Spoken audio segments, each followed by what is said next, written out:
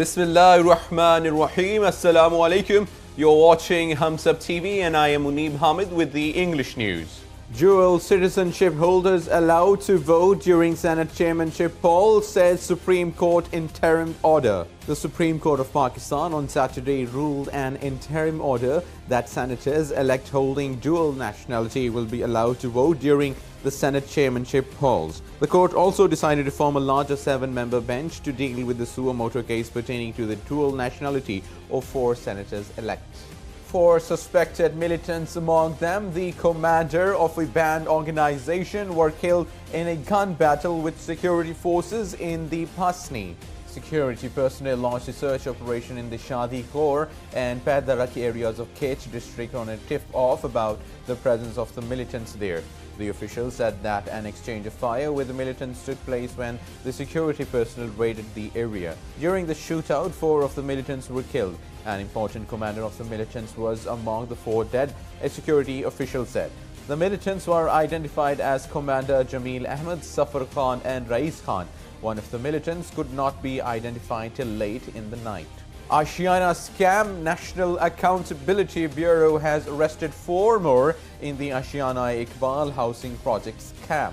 The arrested were identified as Chief Engineer Lahore Development Authority Israr Saeed, Applied Economic Specialist appointed in the Special Policy Unit Bilawal Kadwai, Chief Executive Officer Punjab Land Development Company Imtiaz Ahmed, and a member of the project's Technical and Financial Evaluation Committee Arif Majid Butt. A NAB spokesperson said that the detained officials will be presented before the Accountability Court for remand on Saturday. Earlier, physical remand of ex-DG LDA Ahad Khan Chima and Shahid Shafiq, owned of Bismillah Engineering Company, given to the Bureau was extended till March 20. Chima was accused of taking bribe and illegally awarding a contract to a company that did not fulfill the required criteria of being granted 30 canals of land, while Shafiq was accused of fraud for acquiring the Ashiana project contract for his company Bismillah Engineering, even though the firm was not legally capable of doing so. During the investigation, NAB has been analyzing every detail related to the accounts and properties of both Chima and Shafiq. The Accountability Bureau is also evaluating their mobile and personal data,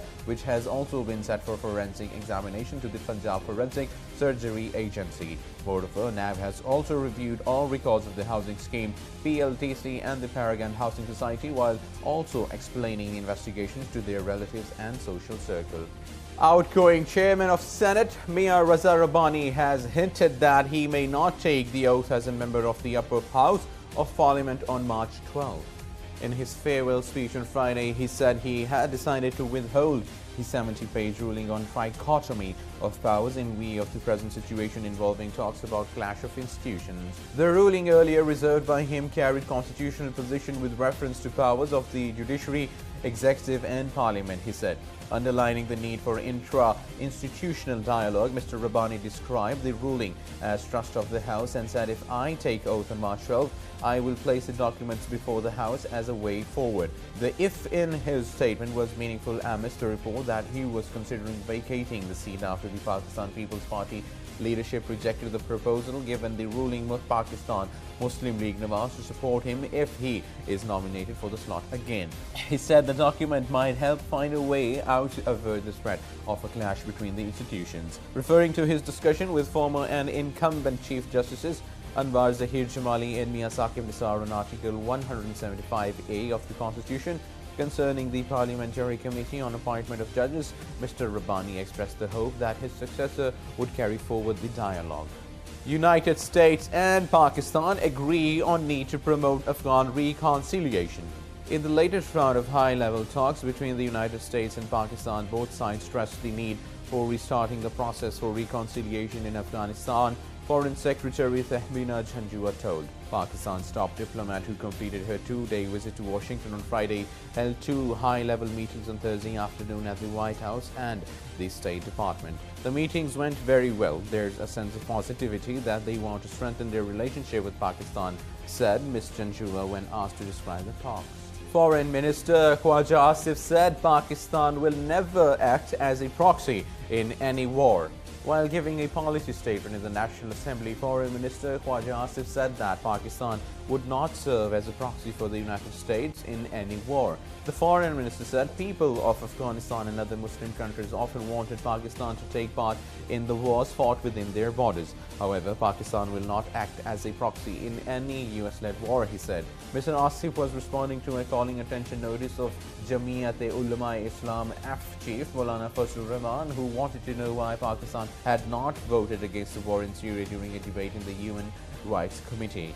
Mr. Rahman said that of the 8 Muslim countries in the committee, 3 Muslim states did not cast their votes, including Pakistan. The minister said that lack of harmony and unity among the Muslim countries was the main reason behind the various problems they were facing. No enemy can harm Muslims if they do not become facilitators of the enemy. He said everyone knew who had taken the militant Islamic State group from Iraq to Afghanistan.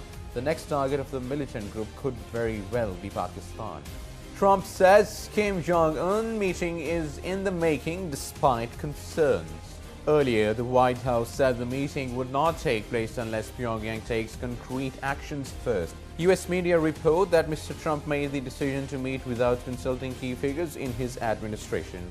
The top US diplomat, Secretary of State Rex Tillerson, was on his first official trip to Africa when the announcement was made. Speaking to reporters on Friday from Djibouti, Mr. Tillerson said that is a decision the president took himself.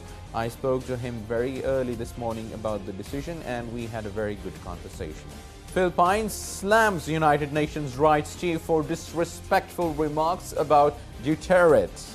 Philippine Foreign Minister hit back on Saturday at the United Nations human rights chief for issuing irresponsible and disrespectful comments about President Rodrigo Duterte, warning that such remarks would set a dangerous precedent. Duterte's attack against UN human rights activists suggests he needs to see a psychiatrist. UN High Commissioner for Human Rights Zaid Rad Al Hussein told a news conference on Friday after the Philippine leader criticized the UN special rapporteurs. European Union and Japan seek to be excluded from US tariffs in talks. European Union and Japan are seeking to be excluded from US steel and aluminium tariffs in talks with US President Donald Trump's trade envoy on Saturday, with the EU warning it will retaliate if Washington does not relent. Trump set import tariffs on Thursday of 25% on steel and 10% on aluminium, but he exempted Canada and Mexico and held out the possibility of excluding other allies. The EU executive said it remained unclear how an exclusion would work. It said it wanted details from Saturday's talks with U.S. Trade Representative Robert Lighthizer in Brussels, but that it did not expect the meeting to resolve all the problems. President Tayyip Erdogan says Turkey can enter Afrin center at any moment. Turkish forces and allied rebels could enter the center of the Kurdish-held Syrian town of Afrin at any moment, today after the capture of another key strategic town. Now our objective is Afrin. As of now, we have Afrin encircled. We can enter Afrin at any moment, God willing. Erdogan told his ruling party in Ankara a day after Turkish forces took control of the town Jenday Riz, west of Afrin. The operations in Afrin will continue until this swamp of terror is dried, he warned. Ankara on January 20th launched Operation Olive Branch in the Afrin region of northern Syria against the Kurdish People's Protection Unit's militia who control the area, but Turkey regards as a terror group. Sri Lanka to probe anti-Muslim riots, lift curfew. An investigation into anti-Muslim riots that spread in central Sri Lanka, prompting the authorities to declare a nationwide state of emergency, was announced Saturday by President Maithripala Sirisena. A panel of 3 retired judges will probe the breakdown in law and order in the Picture Square Hills resort of Kandy, Sirisena's office said in a statement. 3 people died, 20 others were wounded, and more than 200 Muslim-owned businesses and homes were destroyed in 4 days of rioting that died down on Thursday. 11 mosques were also damaged or completely destroyed by Sinhale's mobs, according to police, who say the situation has been brought under control after a heavy militant deployment. A curfew in the district, which is 115 kilometers east of the capital Colombo, was lifted at Saturday, but army soldiers continued to patrol alongside police, officials said. Sri Lanka's Muslim minority held their Friday prayers under military protection across the island amid fears of fresh attacks. 3 women suspect dead in California hostage standoff.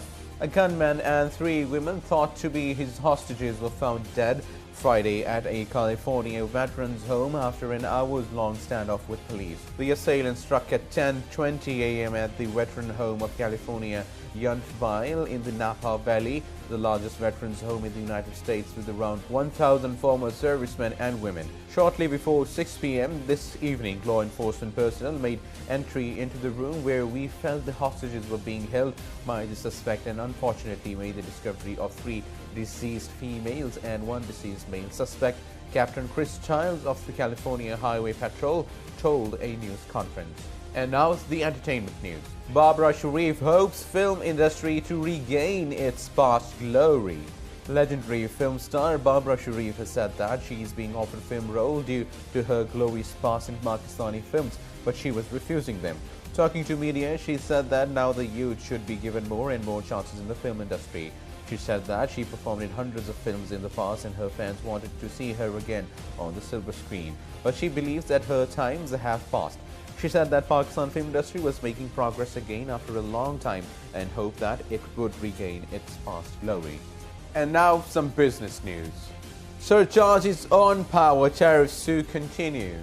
The federal government has decided to continue with about an average of Rs 2.35 per unit surcharges on electricity imposed in 2014 on all the electricity consumers. The Ministry of Energy has made a formal request to the National Electric Power Regulatory Authority to allow 3 surcharges to continue in consumer tariffs to ensure flow of more than Rs 100 billion funds to meet debt servicing obligations of the power sector, subsidy to poor consumers to ensure countrywide uniform rate and investment required for expansion of power sector. And now some sports news. Time to take PSL back to Pakistan. Misbah-ul Haq. Misbah-ul Haq, the country's most successful test captain, believes it is time to take Pakistan Super League back home. Talking to media, Misbah rued the continued low attendance at the matches here in the UAE. It is not easy for the working people here to spare time and money for the matches regularly because the situation is not ideal here for them, he said. I think we just have to get the league back to home because it is Pakistan's league and the people there own it and relate to it more. The Islamabad United skipper hopes that the board will be able to hold more PSL matches in Pakistan next season and will relocate it soon. Everyone, including board, players and fans, understand the importance of taking the league back home and efforts are being made in this regard. Hopefully, we will take more matches to Pakistan next year, he said. And now the weather forecast for the next 24 hours. Mainly dry weather is expected in most parts of the country. However, rain, thunderstorm with gusty winds is expected at a few places in Malakand Division, Upper Fatah and Gilgit-Baltistan. And that is the end of the news. For more news and analyses, please keep watching HumSub.TV. Take care.